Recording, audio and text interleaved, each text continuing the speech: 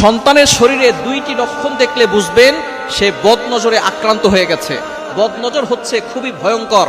নবীজি সাল্লাল্লাহু আলাইহি সাল্লাম জানিয়ে দিয়েছেন, বুখারী শরীফের হাদিস, আল আইনু হাক্কুন, বদনজর হচ্ছে সত্য।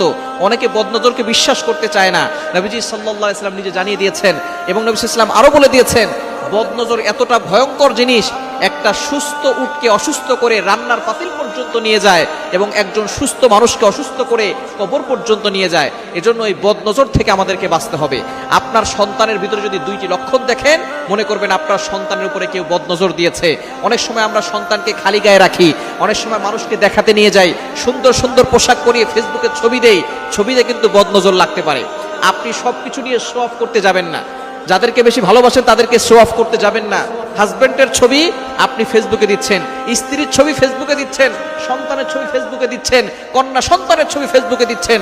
মানুষের বদনজর লেগে গিয়ে আপনার ছেলেটা অসুস্থ হয়ে যাবে, আপনার মেয়েটা অসুস্থ হয়ে যাবে, আপনার ফ্যামিলি বরবাদ হয়ে যাবে। তখন আপনি বুঝতে পারবেন বদনজর কতটা ভয়ঙ্কর জিনিস। এজন্য বদনজর থেকে বাঁচতে হবে।